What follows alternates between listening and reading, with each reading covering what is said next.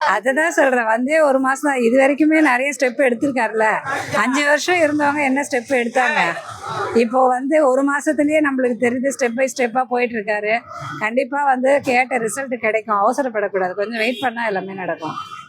தவறு மனிதர்கள்ட்ட எல்லாத்தையுமே தவறு இருக்குமே. எந்த ஆட்சி வந்தாலும் தவறு நடக்கதாம்மா செய்யணும். மனிதர்கள் திருந்தினா தாம்மா ஆட்சி திருந்தும். எல்லா மனிதர்களும் தவறு பண்றாங்களே, அப்ப எந்த ஆட்சி வந்தா என்ன? எல்லா ஆட்சியிலையும் அந்த மனிதர்கள் தான் தப்பு பண்றாங்க. ஆட்சியை எப்படி நீங்க அது குறை சொல்ல முடியும்? முதல்ல மக்கள் திருந்தணும். அப்ப ஆட்சியை பத்தி குறை சொல்ல முடியும், எந்த ஆட்சியா இருந்தாலும். எதிர்கட்சின்னா சொன்னாதான் எதிர்கட்சி. அது சொல்லனா அவங்க எதிர்கட்சி இல்லைல்ல. அப்புறம் அவங்க இருக்காங்கன்றதே தெரியாம போயிடும்ல. ஏதாச்சும் சொல்லிட்டு தான் இருக்கணும். அவங்க பண்ணிட்டு தான் இருக்காரு. ஸ்டெப் பை ஸ்டெப் ஒன்று ஒன்றா கிளியர் பண்ணுவார். அவசரப்பட வேணாம். 5 வருஷம் வெயிட் பண்ணோம். நம்ம கூட இன்னும் 3 மாதம் ஆகலைல்ல. இன்னும் கொஞ்ச நாள் வெயிட் பண்ணால் தெரியும். இப்போவே ஒரு பிரச்சனையாக சால்வ் பண்ணிட்டு தான் வராரு. நல்லா க்ளீனாக தெரியுது. எவ்வளோ இடத்துல கரப்ஷன்லாம் இருக்குது, அதெல்லாம் கிளியர் பண்ணிகிட்ருக்காங்க. கோவிலில், அதுக்கப்புறம் மற்ற இடத்துல. ஸோ நல்லாயிருக்கும். இன்னும் 4 இயர்ஸில் கண்டிப்பாக எல்லாத்த பற்றி இன்ஃப்ராஸ்ட்ரக்சர்லேருந்து எல்லாமே முன்னேறிட்டு தான் வரும். எங்களுக்கு ரொம்ப பிடிச்சிருக்கு. எதிர்கட்சின்னா சொன்னால் தான் எதிர்கட்சி. அது சொல்லனா அவங்க எதிர்கட்சி இல்லைல்ல. அப்புறம் அவங்க இருக்காங்கன்றதே தெரியாமல் போயிடும்ல. ஏதாச்சும் சொல்லிட்டு தான் இருக்கணும். அவங்க அதுதான் சொல்றேன். வந்தே 1 மாசம் தான். இது வரைக்குமே நிறைய ஸ்டெப் எடுத்திருக்காருல்ல. 5 வருஷம் இருந்தவங்க என்ன ஸ்டெப் எடுத்தாங்க? இப்போ 1 மாசத்துலயே நம்மளுக்கு தெரியுது, ஸ்டெப் பை ஸ்டெப்பா போயிட்டு இருக்காரு. கண்டிப்பா கேட்ட ரிசல்ட் கிடைக்கும். அவசரப்படக்கூடாது. கொஞ்சம் வெயிட் பண்ணா எல்லாமே நடக்கும். எல்லாருமே எஜுகேட்டட் பீப்புள். யாருமே அந்த மாதிரி நினச்சி போடுறவங்களாம் கிடையாது. சும்மா சினிமாவை பார்த்து ஓட்டு போடுறவங்க அப்படின்லாம் கிடையாது. எல்லாருக்குமே தெரிஞ்சு தான் போட்டிருக்காங்க. தெரியாமல் யாரும் போட்டது கிடையாது. மக்கள் ஓரளவுக்கு எல்லாருக்குமே யூகிக்க இப்போ எல்லாமே தெரியுது. யூடியூப்பு எல்லாமே மீடியா சோஷியல் மீடியா எல்லாருக்குமே எல்லாமே தெளிவாக காமிக்குது.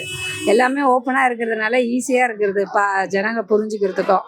அதனால் இது வந்ததுனால தான் அப்படிலாம் எதுவுமே கிடையாது. இதான் சொல்கிறேன். ஆப்போனண்ட்டில் இருக்கவங்க ஏதாச்சும் சொன்னால் தான் எதிர்கட்சி. இல்லைன்னா அவங்க எதிர்கட்சியாக இருக்க முடியாதுல்ல. அதுக்காக தான் ஏதாவது சொல்லிகிட்டே தான் இருக்கணும். நம்ம இந்த காதில் வாங்கி அந்த காதில் விட்டுட்டு போயிட்டே இருக்கணும். அதெல்லாம் நல்லா போயிட்டுருக்கு. கண்டிப்பாக நல்ல ஒரு ரிசல்ட் கிடைக்கும்.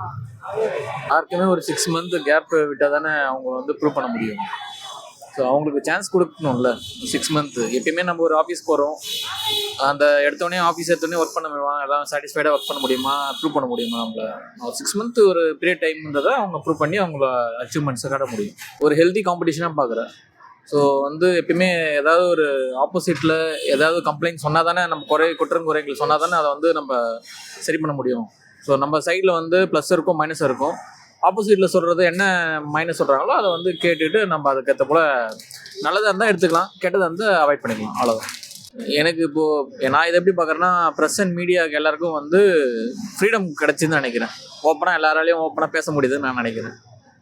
இதுக்கு முன்னாடி வாய் திறந்து பேச முடியல எந்த உண்மையும். இப்போ எல்லாரும் உண்மையாக பேசுகிறாங்கன்னு நினைக்கிறேன். சில கட்சிகள் இதுக்கு முன்னாடி எங்களுக்கெல்லாம் இவங்க காம்படிஷனே கிடையாது, இவங்க 10 இடத்துல கூட வின் பண்ண மாட்டாங்கன்னு சொன்னாங்க. இப்போ வரலையா 108 இடம் இப்போ அந்தளவுக்கு பேசும் போகிறமா இல்லையா? அது பேசும் போகிற இடத்துல இருந்தீங்கன்னா பேச்சு தான் வரணும். அதை ஹெல்தி காம்படிஷன் எடுத்து அதை எப்படி அதை வெற்றி பெறன்றது இவங்க தான் யோசிக்கணும். அது நெகட்டிவாக எடுத்துக்க வேணாம், பாசிட்டிவாக எடுத்துக்கிட்டு என்ன இதுவோ மக்களுக்கு எது நல்லதோ அதை எடுத்து செய்யணும். அவ்வளோதான். அதெல்லாம் தேவையில்லாதெல்லாம் அவாய்ட் பண்ணிட்டு போயிட்டே இருக்குது. எனக்கு ஜூலி மேலே பெருசாக நம்பிக்கை இல்லை.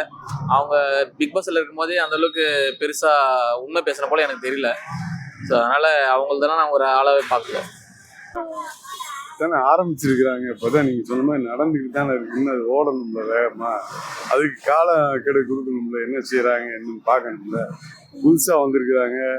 எல்லாம் தெரிஞ்சுக்கணும். ஆட்சினா என்ன, அதிகாரியினுடைய போக்கு என்ன, மக்களுக்கு என்ன செய்யணும், எல்லாத்தையும் அவங்க செய்யணும். அதுக்கு காலம் நம்ம டைம் கொடுக்கணும்ல.